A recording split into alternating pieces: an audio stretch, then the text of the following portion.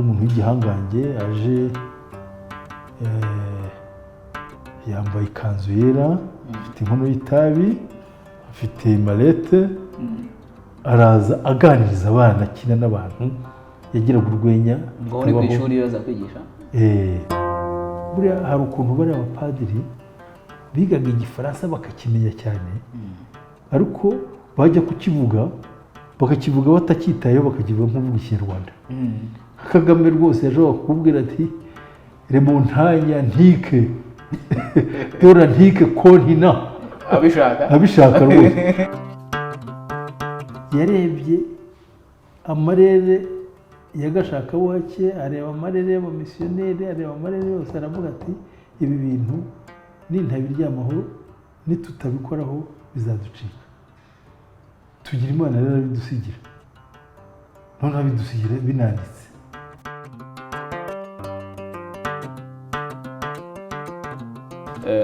Twongeye tubasuhuze abakunzi ba igihe.com na Igihe TV. Uyu munsi tugiye kubagira mu mateka nk'uko bisanzwe, tubacukumbura ibintu bitandukanye. Turi kumwe na Honorable Senateri Mupenzi George, ni impuguke mu mateka, azi amateka y'u Rwanda, ariko uyu munsi turibanda ku muntu bita Musenyeri Alexis Kagame, nk'umuntu muzi, nk'umuntu wacengeye ubuvanganzo n'ubushakashatsi bwe. Twagira ngo tuguhe ikaze Honorable. Murakoze. Twagira ngo tukubaze ese Musenyeri Alexis Kagame umuzi ute? Wenda mbere yuko mvuga Kagame Alexis, nanjye nabanza nkivuga. Nge nitwa George Mupenzi, ndi senateri nk'uko mwabivuze, mfite impamyabushobozi mu buvanganzo nyarwanda n'ubufaransa, hanyuma ariko nkaba n'umunyamategeko kuko mfite bachelor's degree mu mategeko. Ubu ngubu ndangije muri RPD. Nk'uko mwari bumwimbaje rero, nishimiye kuba natanga umusanzu mu kuvuga Kagame Alexis. Kagame Alexis uretse kumusoma mu bitabo no kumwiga mu mashuri, haba mu mashuri abanza cyangwa se mu mashuri makuru, njyewe by'umwihariko yabaye mwarimu wanjye, yabaye mwarimu wanjye imyaka 3, anyigisha ubuvanganzo nyarwanda. Icyo gihe ni uguhera muri 76 kuzageza muri 79. Nkaba rero kubera ko ubuvanganzo nabukunze, nagiye nkurikira ari inyandiko ze, ari ibitabo bye, ari ibiganiro bye, noneho ngasanga ari umuntu w'igihangange, ni umuntu w'intiti, ni umuntu iyo uvuze umuco nyarwanda ntaho wanyura utamunyuzeho. Usanga ari nk'igishyitsi kibereye u Rwanda cy'igihangange, kuko iyo ugiye mu bushakashatsi wajya kuri Google, ibitabo byose yanditse birahari, ahubwo utangazwa nuko amahanga wenda ashobora kuba anamuzi kuturusha, ariko ibyo ni ibindi, kuko Kagame n'ubu mu Rwanda ubona yuko bamuzi. Ubwo rero Kagame Alexis akaba ari ubu, wenda turagenda tumuganiraho. Ubwo nicyo nashaka tureba ibice binyuranye, ibyo yagiye yandika, ibyo yagiye aganira, kuko yari umuntu w'igihangange, aje yambaye ikanzu yera, afite inkono y'itabi, afite malete, araza aganiriza abana, akina n'abantu, yagiraga urwenya. ngo uri ku ishuri yoza kwigisha. Yari umunyarwanda pe wuzuye. Wenda mbere yo kugira ngo twinjire mu bikorwa bye, turashaka kugira tubanze tumenye nk'umuntu, noneho by'amahirwe ko uri umuntu wamubonye yigishije. Burya umunyeshuri abasa naho n'umwarimu we basa n'umubyeyi n'umwana, hari umuntu abona imyitwarire ye. Ese wabonaga ubuhangange tumwumvaho, ubuhangange uyu munsi twumva afite, icyo gihe wabonaga abiviva cyangwa se abibamo, wabonaga yitwara koko nk'umuntu w'igihangange, nk'umuntu wabanye, ni ibihe bintu wabonaga bitangaje kuri we cyangwa se bimwerekana ko yari umunyabwenge? urabona Kagame nyine, Kagame niyo umuvuze wumva umuntu w'umufilozofe. Umufilozofe wenda ubu ngubu ntabwo duhura nabo benshi, ariko tuvuge iyo ufashe Musenyeri Alexis Kagame ukamubona kuri campus ari kumwe n'abanyeshuri atera urwenya abasetsa, nguwo Kagame. Jewe rero by'umwihariko navuga yuko twamenyanye tukiri bato, urumva 76 umuntu yari afite imyaka 19 tukigera muri kaminuza. U Rwanda rw'icyo gihe wavuga yuko rwari rumuvuye muri coup d'etat yakorewe Kayibanda, noneho hari ikintu kimeze nko gushaka kuzana umutekano, nako twabonye za bourse, niko twagiye kwiga i Butare. Noneho umuntu akumva hari kuba yarize mu seminari akiga afite amanota, noneho yagira Imana akajya muri university, ukumva ari nk'ikintu ufiteho uburenganzira, ariko hari hakiri ibisigisigi byo muri 73.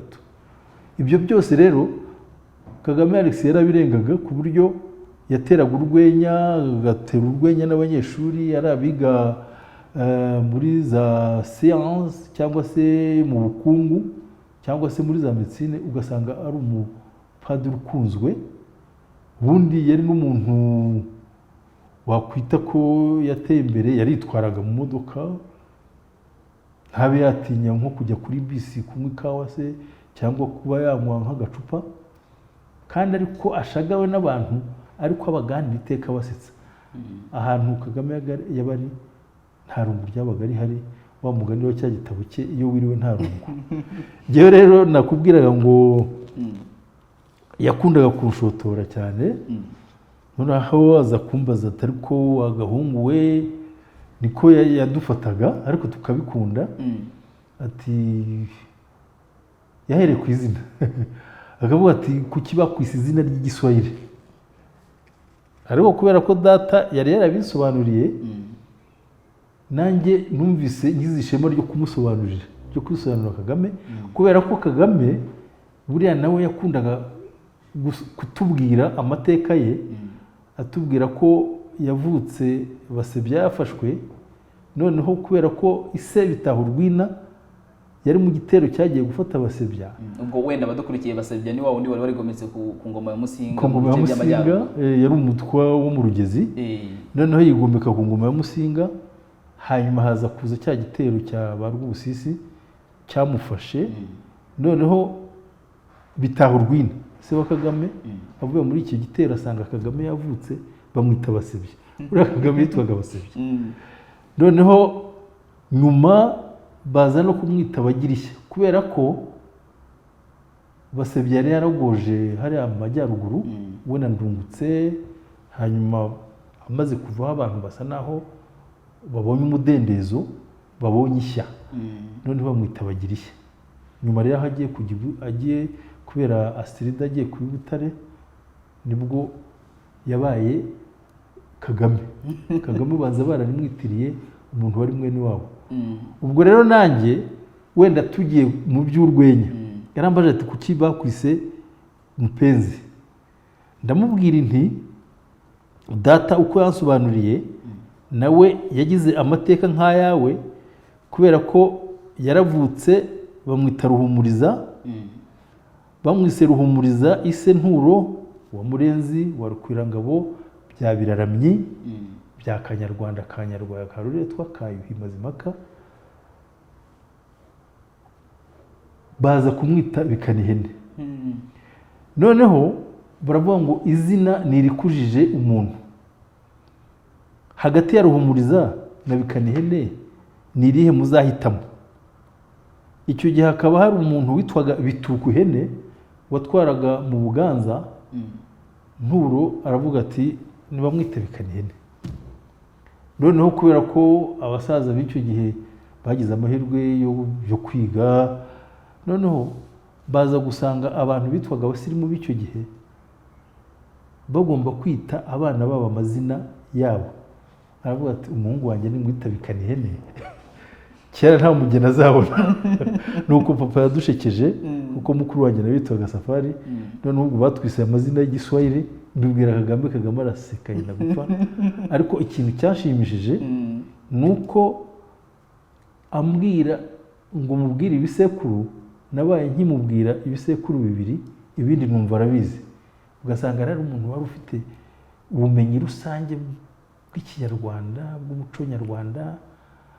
Kagame ngira ngo nimujya gusoma amateka ye muzasanga yuko iteka yarengaga umwaka. Ni ukuvuga ntabwo abo yiganaga iteka yabaga barusha, yabaga ari uwa mbere iteka, hanyuma hakagira n'igihe bamusimbutsa umwaka. Ngira ngo ari mu mashuri abanza yarenze umwaka, ari no mu mashuri makuru mu iseminari, kandi kabiri ntabwo yawize yarawusimbutse.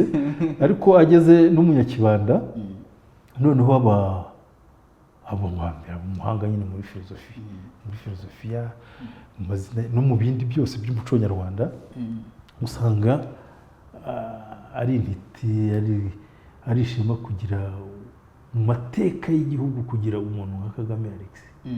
Tugaruke ku buvanganzo kuko ni nabwo wacengeye cyane, kandi nabwo yari umwe mu nzobere mu buvanganzo nyarwanda na nyafurika. Hari ibijyanye n'ubusizi, ibijyanye n'ibisigo, yatangiye kugira ngo n'inganji karingiri muri iyo ntuza muri uwo mucyo.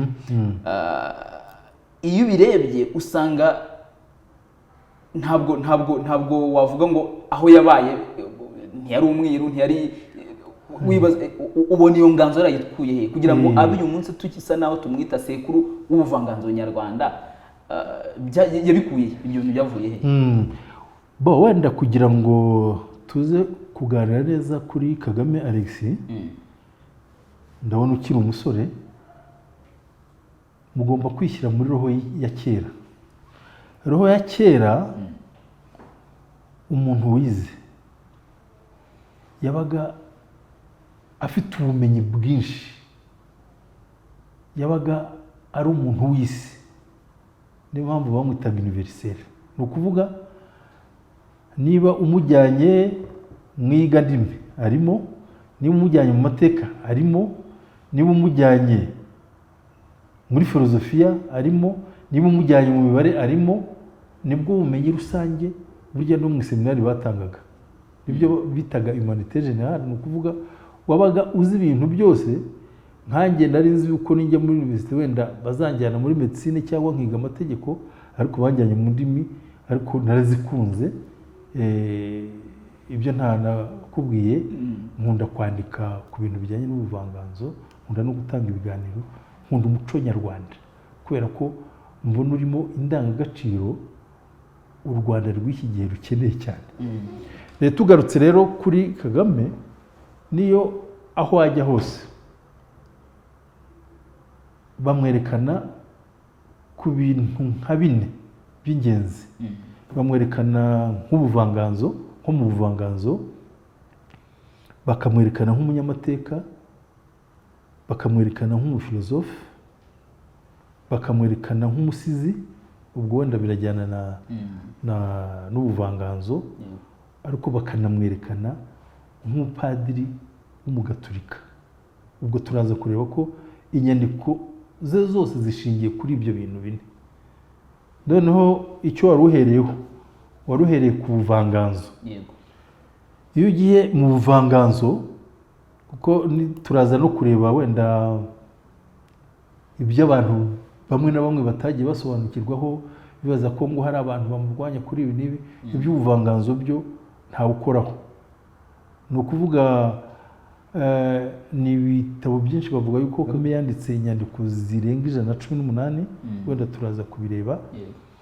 Ariko iyo ugiye noneho mu buvanganzo nyarwanda, hari inganji karinga wayikomojeho, hari umuririmbyi wa Nyiribiremwa, ni imivugo miremire cyane itagira kwisa.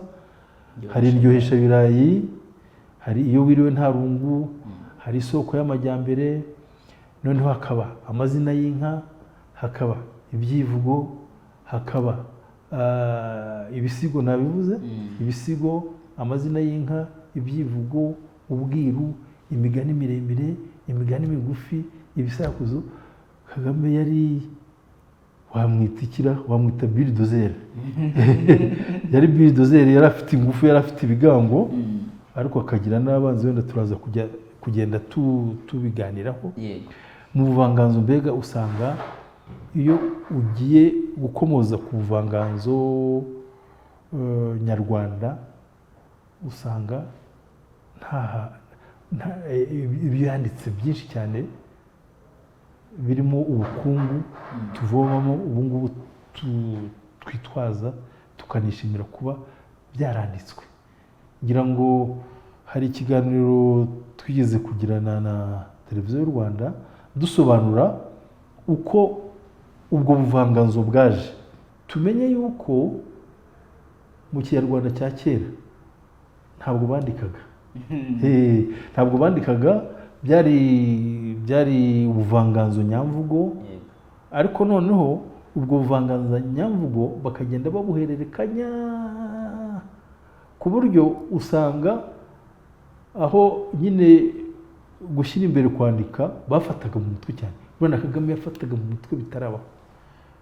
Bavuga yuko yajyaga afata paje aho kuyisoma we agahita ayifata mu mutwe, noneho aho kugira ngo asome ijambo akavuga byose, agahera ku nyuguti ya mbere akazarinda arangiza. Rero wenda hari akantu ntavuze muri ayo masomo yo muri kaminuza icyiciro cya mbere. Nagize amahirwe yo kwigana na Muvara Felicien, kuko Muvara Felicien ni nkawe bateguraga kuzaba umusimbura wa Kagame. Ni ukuvuga mu barimu ba kaminuza b'ibihangange, burya iteka baba bafite umwarimu umuherekeza, kuko ibyinshi ni ibyo avugira mu ishuri, ntabwo ari impapuro atanga. Noneho uwo mwarimu akazaba ari nkawe usigarana inyandiko ze, ku buryo umwe apfuye icyo gihe undi zisigarana. Nibyo rero byabaye agahinda, kubera ko Muvara yarapfuye.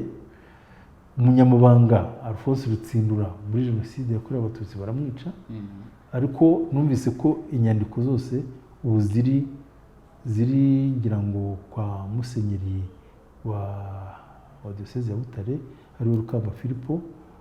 Wenda muzamwegere muganire nawe, wenda murebe niba nta, kuko inyandiko nyinshi iyo ugiye kuri Google urazibona, ariko iyo ugiye nko mu nzu z'ibitabo ntabwo ibitabo bya Kagame Alexis bikibamo, byarashize. Ubwo twari kukibaza nyuma, ariko wenda reka wenda twari tuvuye kuri rero twari tuvuye ku buvanganzo. Yego, ntabwo twava ku buvanganzo noneho tutavuze kuri filozofi. Ni ukuvuga, wabyita iki mu Kinyarwanda? filozofe ni umuhanga ni icengerabitekerezo, ni umuntu uzi gusesengura imyemerere y'abantu. Iyo bavuze abantu bitwa ba Plato, ba Socrate, abo bose ni abantu ba filozofi bagiye bagira imitekerereze ituma isi ikura, igahindura imyemerere, igahindura imitekerereze. Rero Kagame nayo ubundi we diplome y'imena y'ibanze afite ni muri filozofi, kuko ni dogiteri muri filozofi. Ni dogiteri muri filozofi. Teze ze zirazwi, hari la philosophie bantu rwandaise de l'être, aho hari teze yerekana hagati ya Kama na Gama. Ubwo ni ya nganzo ya ba Socrate na ba Plato, kuko bigenda bisa naho ari ibiganiro hagati ya Kama na Gama, ariko bakagenda baganira ku bintu abanyarwanda bemera mu myemerere ihanitse. Ni ukuvuga niba bavuze ubuzima, niba bavuze amagara, niba bavuze ubugingo, kumenya yuko byose byerekana ubuzima ariko bigiye binyurana. Iyo bavuze kanaka agira ubugingo, ubugingo ni nko kuramba, kagira ubugingo, sibyo? Iyo uvuze amagara, amagara aramirwa, amagara araseseka ntayorwa, ni ibihangange. Ni ukuvuga umuntu ufite amagara, na Kagame yari afite amagara, yari igihangange. Ni ukuvuga urumva noneho wajya, noneho ari nabyo yagiye avuga muri la philosophie bantu comparé, ari inyigo y'igitabo kinini cyane, nta nubwo kiboneka mu bitabo, ariko yakoze ngira ngo ubushakashatsi ku ndimi zirenga 180, noneho akagenda yerekana ibintu abanyafurika bagenda bahuza, ari mu myemerere y'Imana, ari mu myemerere y'ibintu bimwe na bimwe bigenda binyurana n'imyemerere yo muri yo mu mitekerereze wenda ya kizungu. Urugero, hari ibyo bita lisansi. Sanse mu gifaransa ni zingahe? Esheshatu. Wenda n'eshanu wazivuga? Ni ziriya zo sanse yo kumva. Hari odora, oui, kumva mu matwi, yego, gukora, toucher, uburyohe, gu, na vision ngira ngo kureba, ariko aho n'ukumva, kureba. Noneho we aza gusanga muri langue bantu izo sanse zose zigirwa na sanse ebyiri, kumva no kubona. Kumva hakomatanije gukora, ndumva ano meza akomeye, kumva uburyohe, kumva icyanga, kumva n'amatwi. Noneho hakabaho kubona byo niyo vue, kubona. Noneho wajya nko kureba uko abanyarwanda cyangwa se abanyafurika babona igihe. Buriya igihe binyuranye no mu mitekerereze ya kizungu, kubera ko bo igihe bagifata nk'amafaranga. Time is money. Ariko muri Afurika cyangwa mu Kinyarwanda igihe kirakweduka. Ntabwo iyo tuvuze ngo turi buhure saa 4, ubwo ndavuga muri Afurika tutarinjirwamo n'umuco, kuko umuco ugenda wevoluwa, ugenda ugira ibyiza ufata, wenda turaza no kubigeraho. Ariko urumva noneho akerekana uburyo abanyafurika babibona, akerekana ukuntu mu mitekerereze ya Afurika umwana ni uwa sosiyete, umwana ni uwa community. Ibyo za ndangagaciro, umwana n'ababyeyi ni pata na rugi. Mu gihe hariya, kubera ko bose ari banyamwigendaho, umwana na se ntacyo bapfana. Iyo se arwaye aragenda agakira muri home, yazapfa akagenda akazana abahamba basi.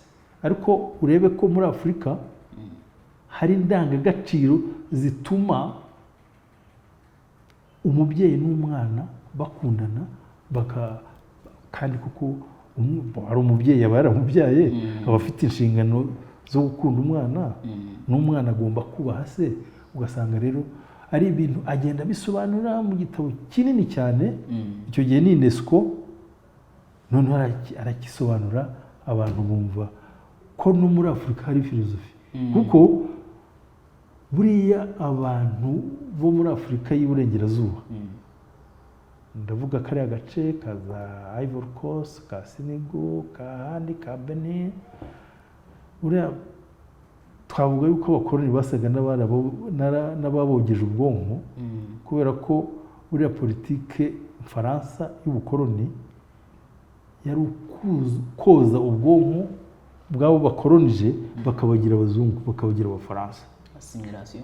Assimilation. Rero ikintu dukesha Kagame muri ibi bya filozofi n'imitekerereze, nuko yagendaga akabahwitura ngo bajye mu ndimi z'iwabo, bumve ibyo basekuruza babasigiye batekereza. ariko bagasanga bidahari. Niho rero ari biriya nababwiraga bya Ngoma ya Sacyega, ari byo nababwiraga by'imigani migufi birimo ibintu bya filozofi, imitekerereze ihamye cyane, irimo uko baha umugore agaciro. Burya ntabwo muri Afurika basuzugura umugore, ahubwo ubwo byaterwaga nuko babibona, kuko burya muri culture y'Abanyafurika ntabwo habagaho abapfakazi, ntabwo habagaho imfubyi. Biranyuranye rero na biriya bavuga by'uko wenda hari mu buringanire ubu ngubu hari ibyo koko ushobora gusanga hari aho babaryamiraga, ariko buri ugiye nko muri muco nyarwanda, nizera ko n'ibindi bihugu wenda bishobora kuba bifite, ushobora gusanga umugore yari afite agaciro cyane kuko yari mutima w'urugo burya. Noneho ubwo twagiye muri filozofi, noneho tugiye mu iyigandimi. Mu iyigandimi ari ikibonezamvugo, uko inyajwi n'ingombajwi zimeze, ari ubutinde bw'inyajwi, uko amasaku bayashyiraho, byose Kagame yagiye abijyamo. Wenda aho ngaho niho twaza kuvuga yuko iyigandimi, kuko iyo uvuze iyigamajwi n'iyigamvugo, phonetics na phonology ni science, ni na science ujyana muri laboratoire. Ni ukuvuga iyo ubonye imyandikire y'Ikinyarwanda, ejo bundi nahoze nkurikira imyandikire y'Ikinyarwanda bavuga n'ingorane zagiye ziba, buriya iyo ugiye muri laboratoire, biriya bavuga inyarusenge, inyamazuru, iyo bavuga inyaminwa, inkubyi, Nyesongashinya, donc ni ibintu twavuga yuko Kagame atiriwe ajyamo cyane, kubera ko nabyo yapfaga na ba Coupe bavuga ko ngo yishoye mu bintu adashoboye, ariko we yakoreshaga ubumenyi afite, akerekana yuko iyo uvuze umusambi n'umusambi binyuranye, noneho uko abyandika wenda akaba yakoresha amasaku menshi cyangwa ubutinde bwinshi, noneho umwandiko ukabona atari umwandiko unoze, mu gihe tuzi yuko mu iyigandimi urimo ibimenyetso byinshi. Ubundi mu iyigandimi hari nyine ihame ry'uko ugomba kuzigama ibimenyetso. Ni ukuvuga iyo uvuze umushwi, iriya ka ntabwo izamo.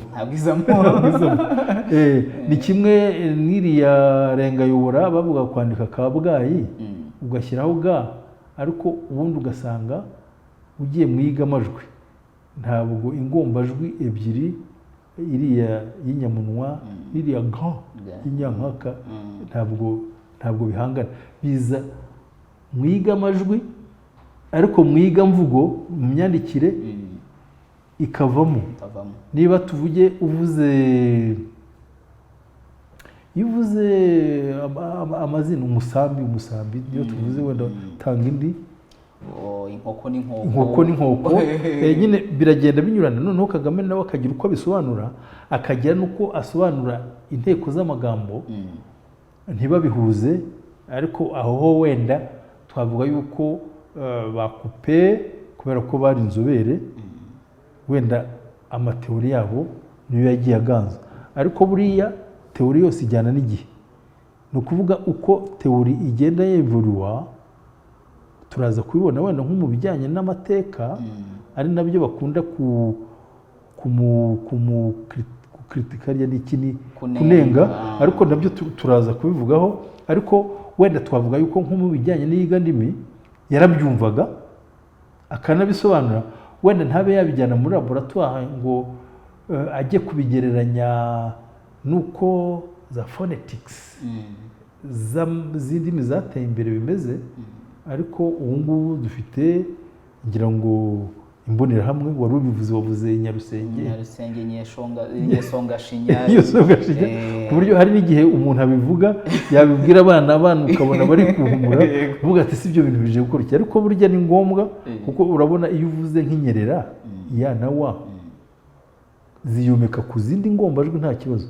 Iyo uvuze ibyibo ni ba na ya, iyo uvuze ubwenge wa irafata kuri ba, ni inyerera. Hakaba rero n'inyamazuru burya zigira amategeko y'igenamajwi ugomba kuba warabyize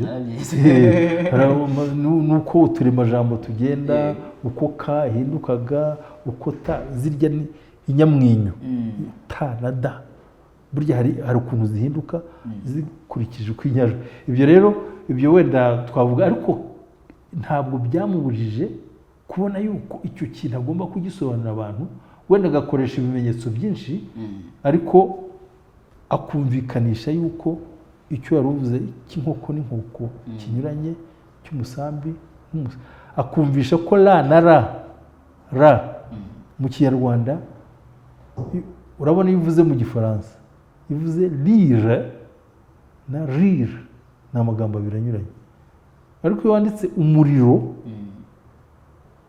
cyangwa umuriro ntabwo ari amagambo abiri anyuranye ni ukuvuga ra na ra afite ni kimwe noneho mu mategeko agenga inyandiko akaba yagira ibyo rero ni ibintu wavuga yuko yabisobanuraga wenda ku buryo bwe wenda bitajyanye n'icyo gihe ariko nibura yabaga agerageje gutanga umusanzu we twari turi muri sanse tujyanye noneho muri sanse iri scientifique ubwo niyo mpamvu ndashaka ko tujya mu mateka ko nayo abanyarwanda benshi bamuziho cyane mu rwego international bamuzi mu bijyanye na science ariko twebwe hano turamuvuga mu bijyanye n'amateka ni umwe mu bantu ba mbere b'abanyarwanda banditse ku mateka atarasanzwe anavuga harimo n'ay'ubwiru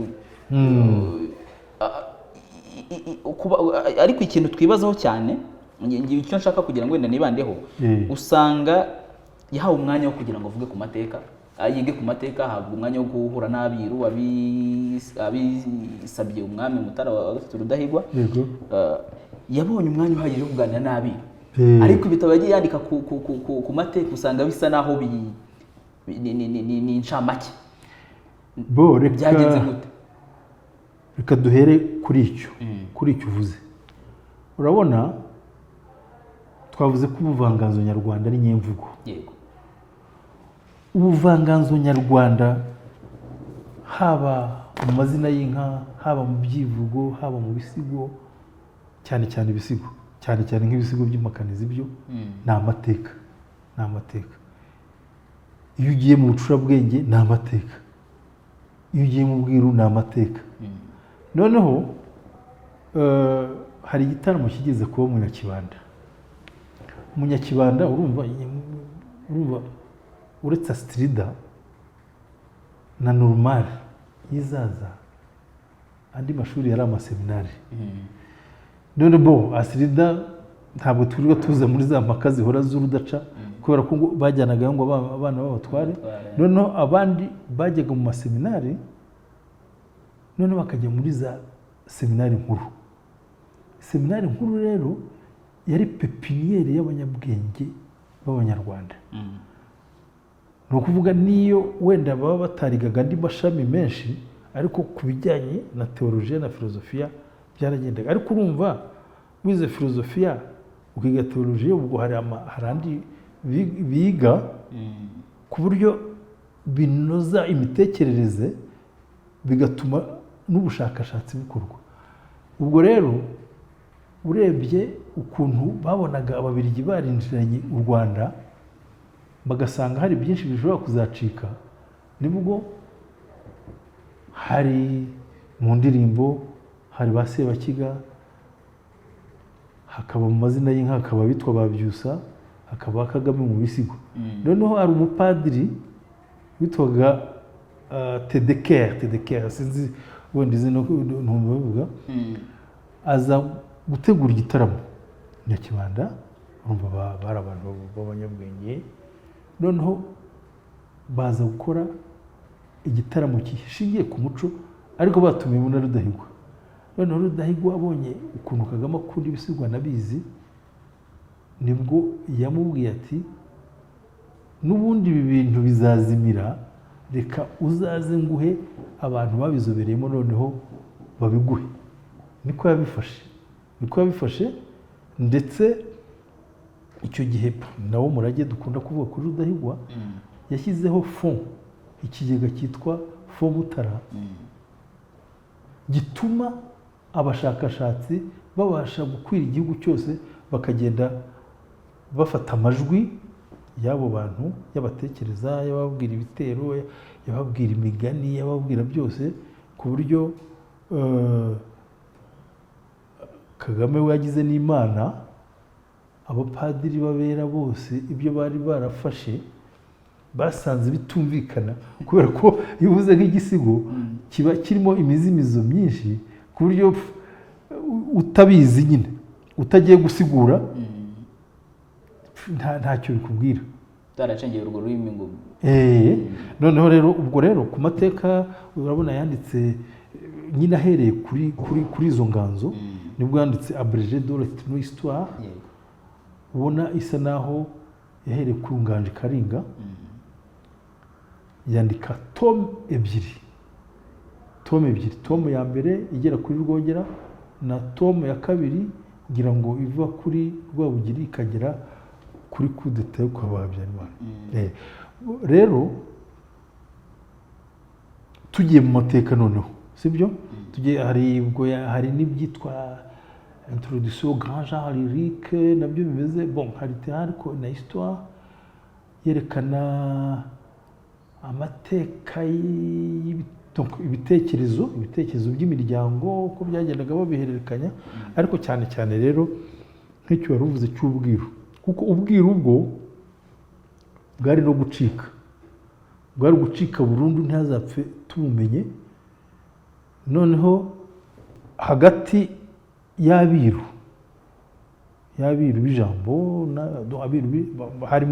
harimo inzego, ariko abiru b'ijambo nibo wavuga ko nibo biru babaga bazi uzima ingoma, ni ukuvuga ibyo bari bazi nta n'ubwo umugabekazi n'umwami babaga babizi, kubera rero ko Rudahigwa we yimye adakurikije n'iyo mihango y'ubwami, kubera ko uzi ko ari musenyeri classe wabaye nk'aho bavuga ko abapadiri n'abazungu nibo bamushyizeho rwose, kuko baranamusimbuye bafata se baramuca, urumva muri concept y'ikinyarwanda ntabwo byari ibintu bisanzwe.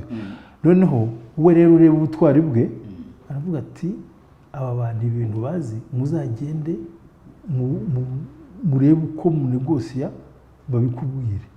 Nibwo rero Kagame ajyanye nabo kuri Mont Kigali, bamwanya igihango, basezeranye yuko bazamubwira ibirimo, ariko ntibamuhe umwandiko, cyangwa se niba baramutse bamuhaye atazabishyira hanze mbere y'uko umwiru wa nyuma apfa. Ayo masezerano yabayeho kuri Mont Kigali. Nibwo bwa mbere hasohotse inyandiko ku bwiru, yari mu Gifaransa, bayishyira muri revue yitwaga Zaire. Ni ukuvuga bari bavuganye yuko azajya yandika comment, intekerezo, ariko nta na rimwe azavuga ikirimo. Buriya ziriya nzira twabonye, inzira y'umuganura, inzira y'Igicurasi, bira byose byabonetse ari uko umwiru wa nyuma apfuye. Donc yubahirije igihango, niyo mpamvu nawe bamwitaga umwiru, ariko ntabwo yari umwiru gusa, kubera ko Rudahigwa yari yarabonye yuko akunda umuco nyarwanda.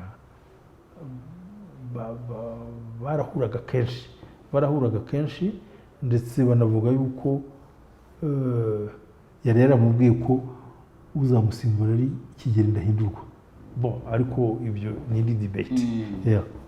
Ariko urumva wenda twihuse, hari ubuvanganzo, sibyo? Hari iyigandimi, hari iki kindi amateka, hari filozofe. Noneho ku mateka rero, ku mateka nicyo cya kindi wambazaga, ndetse mbega amateka ye ni ukuvuga ibyabaye, ntabwo wavuga ko bitabaye, byabayeho. Kubera ko nk'iyo ufashe impakanizi, iyo ikubwira abami ko bagiye basimburana, noneho we yagiye anifashisha ibimenyetso simusiga kugira ngo agende agaragaza, tuvuge hari inzara zateraga zikaba zizwi, hari igitero runaka cyabaga ku mwami n'uyu, hakaba ibintu za Nyakotsi zazaga, hari ubwira kabiri bwazaga, hari na Cyilima Rujugira. Cyilima Rujugira amaze gutanga,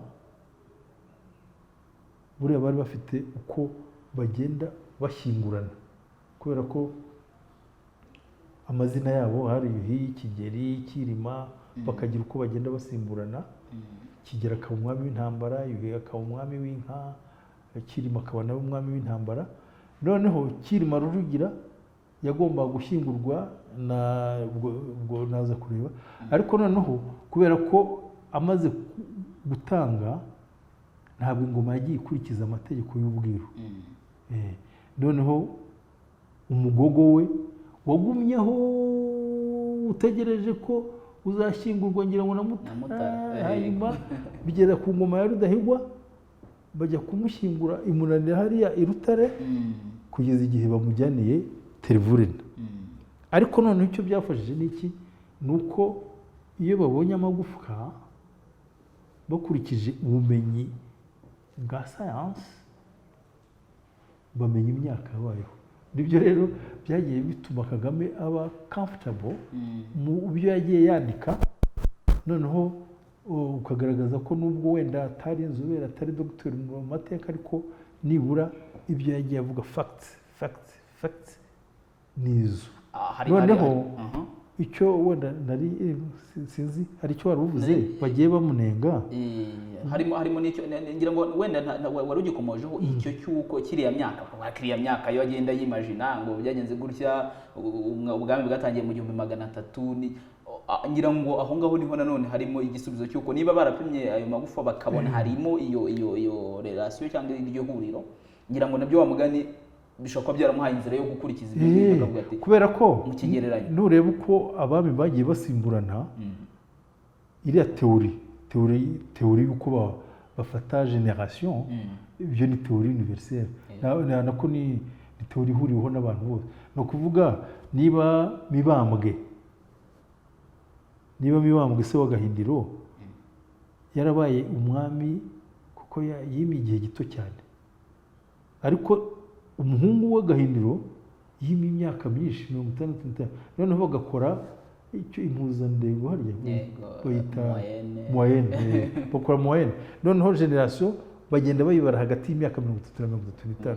Ibyo nta nicyo bitwaye, ahubwo icyo bakunze kunenga Kagame mu mateka, nabyo wenda turaza kubigarukaho, nabyo bishobora kuba debate.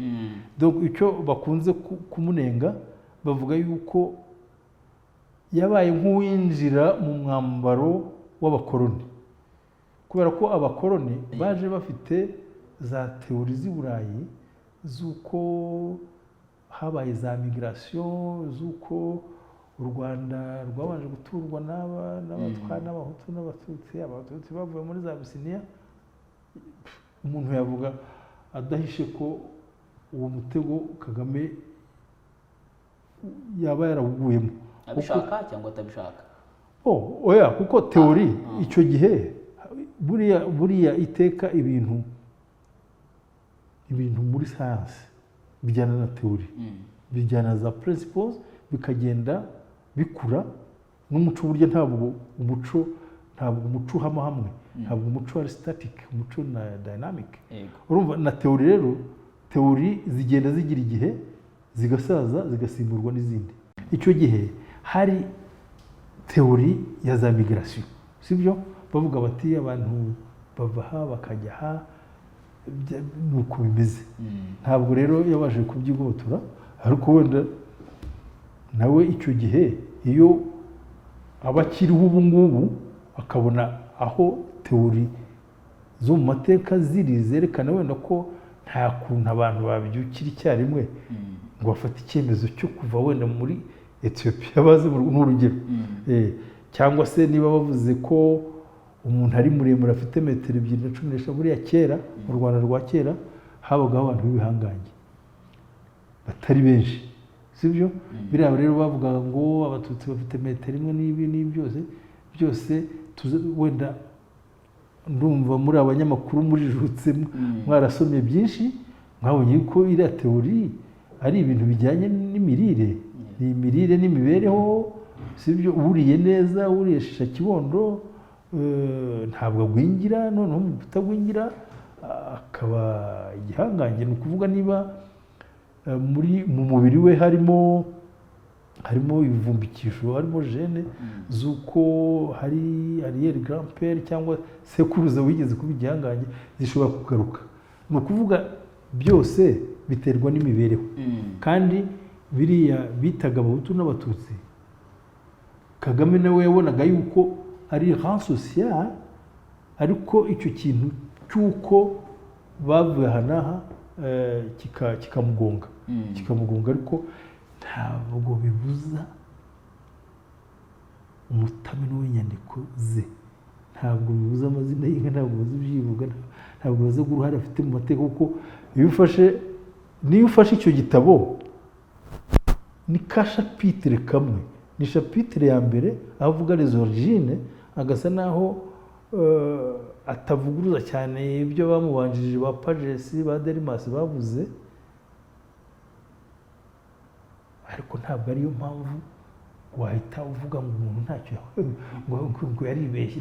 Yibeshye iki? Yibeshye se ko Rudahigwa ari uwa Musinga akaba wa Rwabugiri akaba wa Rwogera, abo ngabo, ayo ni impaka, ni ibisigo by'impakanizi. Rero byose yarabitoye, ubucurabwenge yarabutoye, ubwira yarabutoye, noneho navuga ko agenda ahuza izo nkuru zose akazikuramo inyandiko nziza. Yego. ubwo reka wenda uvuze n'uyu munsi haracyari abamujora, abajora bimwe byakoze, ibyo birasanzwe ku bushakashatsi. Hanyuma ariko buriya nibyo tubona mu mateka, wenda nk'umuntu wabanye nawe ushobora kugira, bivuga ko hari ukuntu nawe yatumvikanaga n'abazungu, ku ruhande rumwe byatumye hari n'inyandiko ze zigenda zisa naho zifungiranwa. Ibyo bintu niko byagenze koko, cyangwa ukabamo wenda no gukabya? Jewe ndumva harimo gukabya, kuko mu gihe yatwigishaga nayo myaka urebye yari nka star, ni ukuvuga yari vedette, kuko Afurika yose yaramurwaniraga. Hari n'uwo nigeze kubwira yuko iyo yazaga aje gutanga ikiganiro muri icyo gihe za Dakar, habaga hari impaka nyinshi ku muco w'Abanyafurika, kuri panafricanisme, kuri filozofi yabo n'iki byose. Iyo bajya kumwakira bagendaga bagira ngo mu Buyapani, ntabwo bari bazi ko ari umunyarwanda. Rero akagenda afite inkono y'itabi, akavundiriza ibicanwe, akavuga ati twebwe Abanyafurika tubereye kibi turagicira pete. Niyo kuvuga c'est ça. Donc akavuga yari umudemokrate cyane. Rero umuntu nzi babaga bahanganye rwose, hari n'inyandiko nyinshi sinzi aho umuntu yazibona, hari inyandiko zo guterana amagambo, noneho akava mu mwenda w'ubupadiri agahangana n'abitwa ba Coupe Kamanzi. Kubera ko icyo gihe hari igihe bamuteraga ku bushakashatsi yamaze kunoza, kuko urumva icyo gihe hari IRSAC cyari ikigo cy'ubushakashatsi. Kagame agakora ubushakashatsi ku giti cye, noneho bakabona yarabatanze, babwira abagaragu babo, ni ukuvuga abakozi, bagasanga Kagame n'umutameno, noneho bahoraga bahanganye. Buriya hari ukuntu bari abapadiri bigaga igifaransa bakakimenya cyane, ariko bajya kukivuga bakakivuga batacyitayeho, bakakivuga nk'uvuga Ikinyarwanda. Kagame rwose yashobora kukubwira ati remontanya ntike dora ntike kontina, abishaka rwose. Ariko kwandika ntacyo bimubwiye, kubyandika imvugo ye nako uko umwandiko we mu Gifaransa kitabaho. Ariko wenda kukivuga, hari n'abapadiri bitwaga ba Kanyoni, kuvuga Igifaransa ahubwo bumvaga ari nko gupingana n'abo bazungu. Iyo muvuga ngo baba la maison ngo ntabwo washyize mu zuru, niba utashyize mu zuru ntabwo wavuze neza, noneho bakabyihorera ku buryo iteka iyo yandikaga igitabo cye yasinyagaho ngo du clergé indigène du Rwanda. Indigène byari igitutsi, none byari igitutsi, donc iyo baba c'était un indigène ni ukuvuga umuturage, indigène bikaba kuvuga wa muntu ukiri primitif, ni ukuvuga ukiri mucuraburindi, we rero akavuga ko ari indigène. Noneho uharahanganye n'abo bazungu barahangana ariko kubera ko ari padiri yari afite indangagaciro nyine zituma abasuzugura, ku buryo hari nk'igihe yaterana amagambo na coupe, sibyo? Ari nabwo bwa mbere nabonye Kagame yambaye ikositime, amenye ko coupe ari butange ikiganiro cyo kumutuka, aza muri auditorium yambaye ikositime i Butare. Noneho coupe amenye yuko arimo, ubwo yari afite bamaneko, agenza gahoro. Yaravugaga ati, kuko coupe yari umugabo ufite urubavu ruto cyane gato, noneho Kagame akamubwira ati, wa mugabo wo guterana amagambo byo nta kibazo binteye, ati ndakoresha ubwenge kuko ndamutse nkoresheje ibiro wahita uhera umwuka.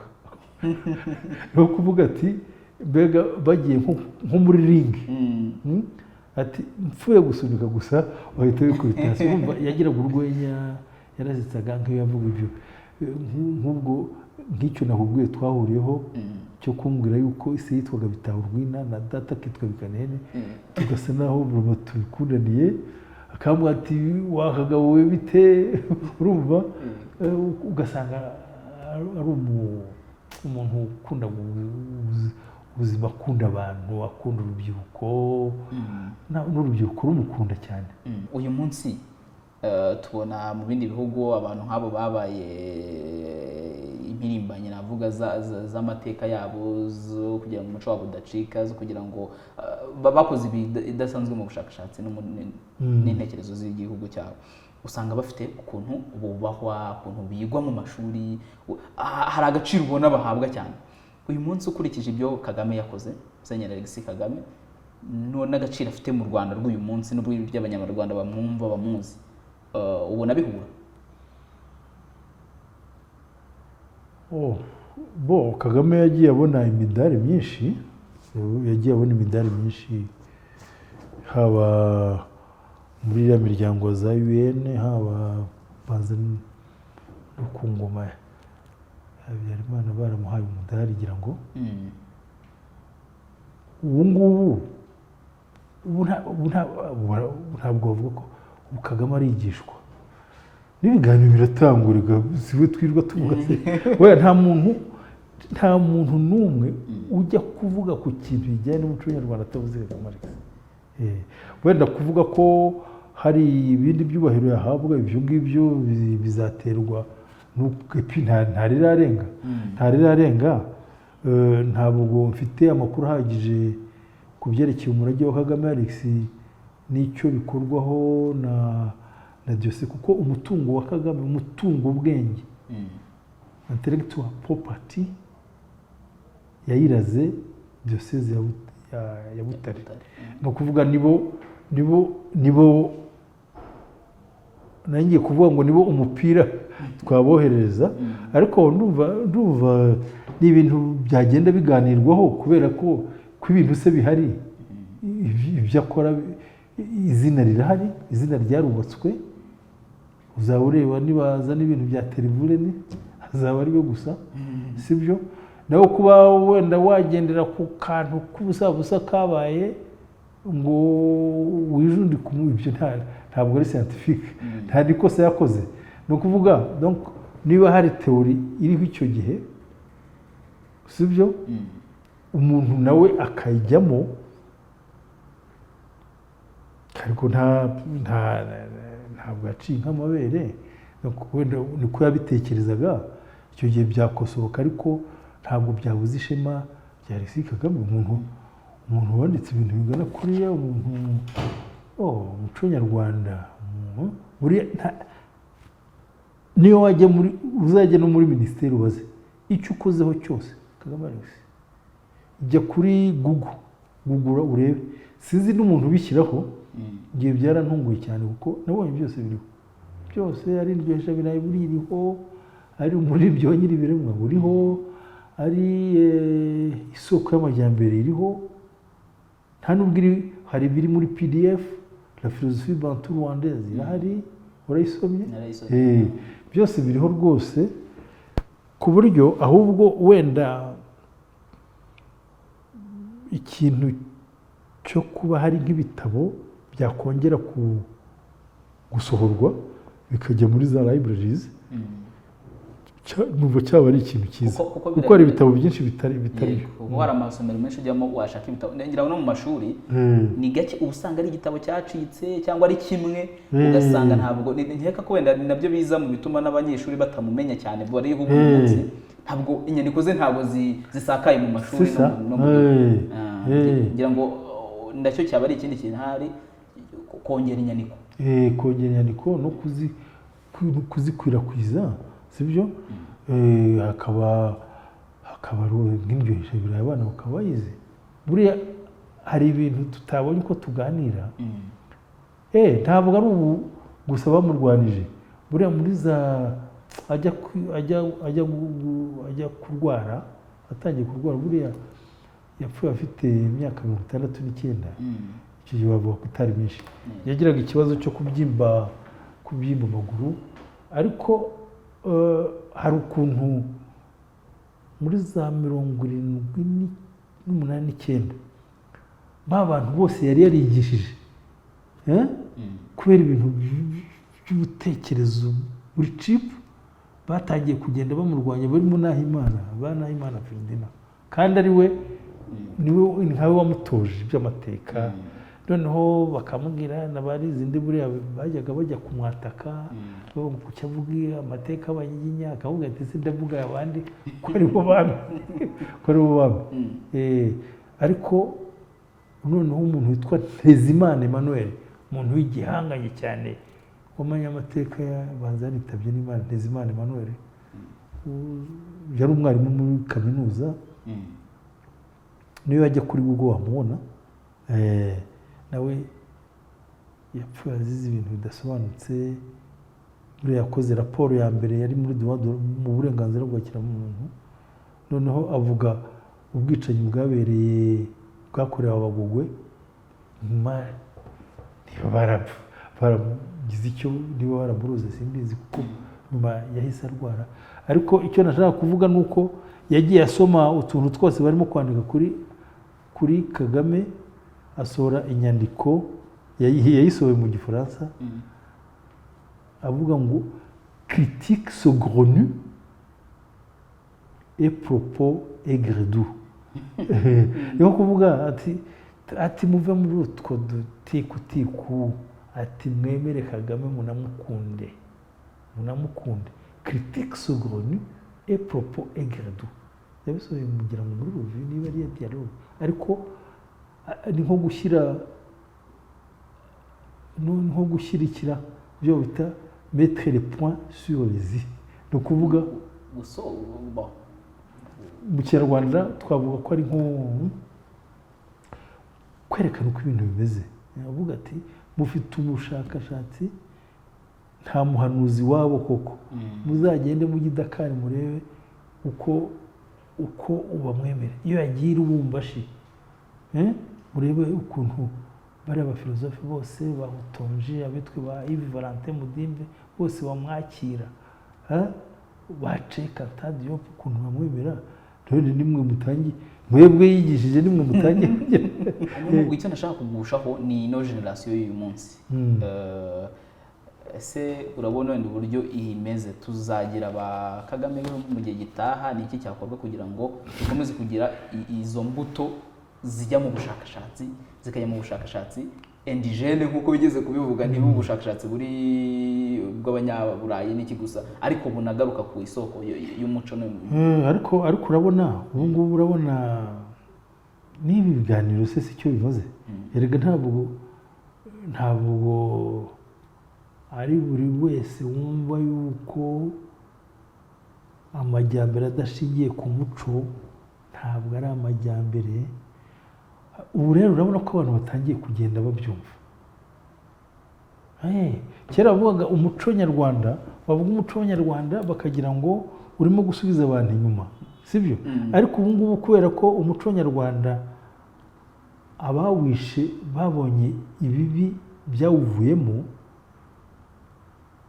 ikintu cyo kutagira kirazira, ikintu cyo kutagira indangagaciro, ikintu cyo kutagira icyitegererezo, cyo kutagira reference, cyo kutagira mentor, ntabwo cyabagaho mu Kinyarwanda. Ibi bintu bavuga by'imirire mibi, byo kugwingira, buriya byose biraterwa n'uko umuryango wataye agaciro. Buriya rero ba Kagame Alex hari indangagaciro z'ubutwari, zo gukunda igihugu bagiye badushyiramo, ndetse hari n'ibi bintu byo kwishakamo ibisubizo, nk'ibi bintu bya home grown solutions bigenda bibyara ikintu cyinshi cyane. Ukareba nk'ibi bintu by'ubudehe, ibintu by'umuganda, ibintu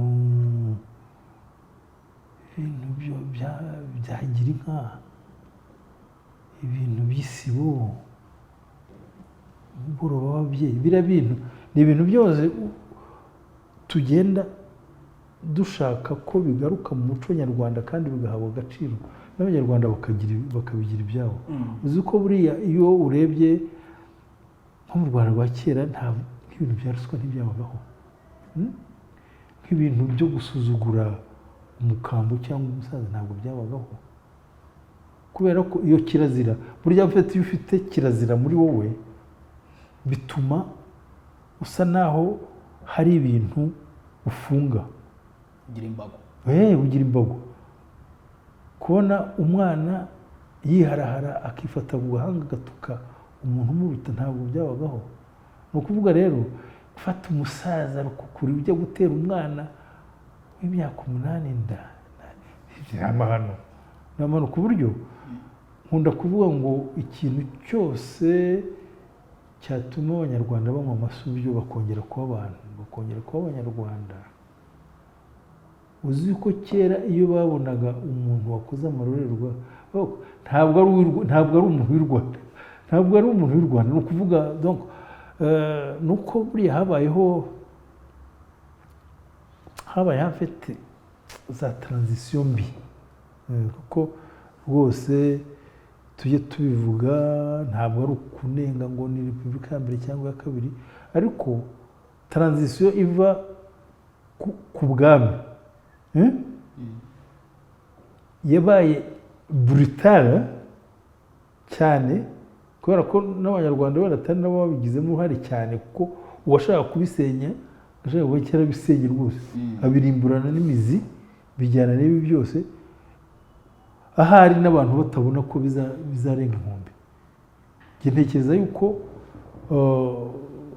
hari nk'abantu babonaga ibintu bigenda gahoro gahoro, bakagenda babyihorera kugeza igihe bibe yuko byakabaye.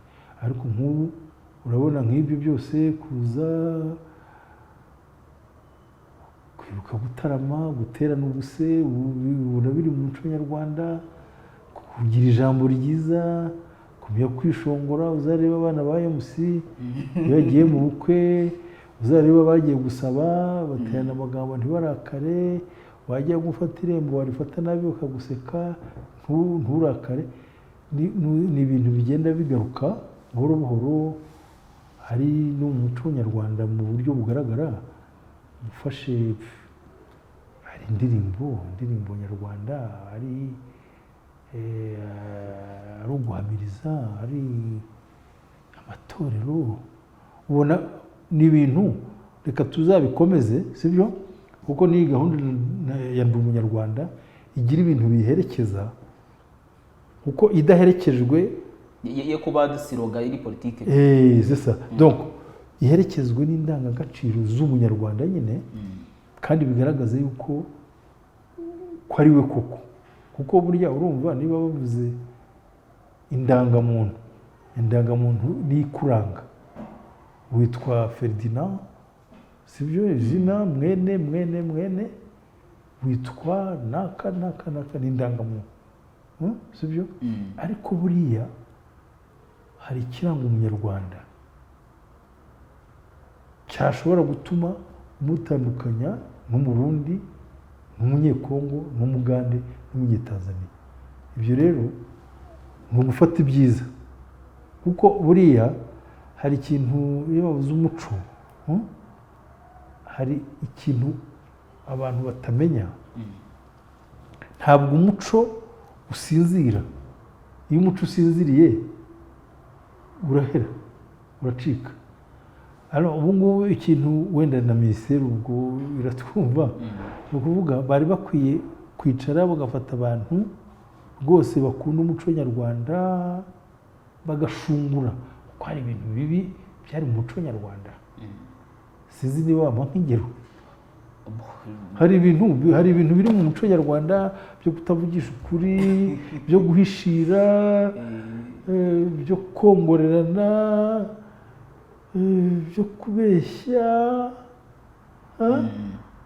ukuntu akakubwira reka nkubite inzu ibipfunsi, gukubita inzu ibipfunsi ubwo ni ibyo yahishe, si byo. yaba yasohotse akavuga ati ya mafaranga baranyibye kandi yari yavuze ko ntayafite, wenda ubwo ndakabije, ariko hari akantu ko kubeshya waba sinzi aho ngiye. umunyarwanda, ndashaka kugira umunyarwanda uwo ari we wese umurage akwiriye gukura kuri Alexis Kagame, Musenyeri Alexis Kagame, nk'umuntu wabanye nawe, nk'umuntu wasomye wacengeye ubuvanganzo bwe. umunyarwanda aho ari hose, yaba wize cyangwa utarize, amugire gute? d'abord jyewe ndamuvuga nk'umubyeyi, kuko Kagame yari afite ukuntu yabaye mu babyeyi b'abanyarwanda. yari padiri ariko akaba n'umubyeyi, ku buryo rwose iyo mwahuraga yagushyiragamo ikintu cy'icyizere, haba uburyo agushotora mu magambo, uburyo wagira ngo mwinterakitinge, uburyo muganira, ndetse waba ushatse kugira udusoni akatubukuramo. noneho icyo kintu cyo gukunda umuco nyarwanda no kuba yarakoze ubushakashatsi, en fait nawo murage tugomba kumucaho. ni ukuvuga yarebye amarere ya gashakabuhake, areba amarere y'abamisiyoneri, areba amarere yose, aravuga ati ibi bintu nintabiryamaho, nitutabikoraho bizaducika. tugira Imana rero abidusigira, noneho abidusigira binanditse, kuko hari benshi bahitamo kugenda wenda babivuga cyangwa bagatanga ibiganiro, ariko we yarabyanditse rwose. icyo rero kandi utekereze ko yandikije ikaramu. turebe indangagaciro nyarwanda kandi zirahari, turebe ubwo butwari, turebe ko gukunda competition, turebe excellence, kuba excellent, competition, gusimbuka urukiramende. iyo wasimbukaga urukiramende ntabwo barebaga umuhutu n'umututsi, bareba uwa mbere. bagiye kumasha barareba umasha kurusha abandi, bagiye gukirana ibyo. donc icyo kintu cy'indangagaciro nyarwanda cyo gukundana. uzi yuko kera amashuri acyaduka, umwana yavaga hano akajya kwiga i Cyangugu, yagera i Butare bumwiriyeho akarara kwa George cyangwa akarara kwa Ferdinand, kandi ntagire ikibazo rwose. hari ijambo bitaga gufatwa nk'amata y'abashyitsi. gufatwa nk'amata y'abashyitsi byagarutse kuri ndangagaciro. kwihotorera umushyitsi niba aje ukamenya yuko ari umutware, ibi byose ni ibintu iyo bavuze ngo kiliziya yakuye kirazira, wenda ntabwo njya gushyira amakosa kuri kiliziya kuko nayo yazanye imico myiza yo gukundana, yo gufashanya, ariko turebe mu ndangagaciro nyarwanda izatugirira akamaro, noneho n'iz'imvamahanga zituma dutunga kurushaho tuzemere. Honorable, ngira ngo twafashe umwanya uhagije, tuzanagaruka ku zindi ngingo zitandukanye tuganire. Turagushimiye ku mwanya waduhaye, kandi turizera ko n'abakurikiye ikiganiro cyacu baraza kuryoherwa. Murakoze cyane. Murakoze cyane.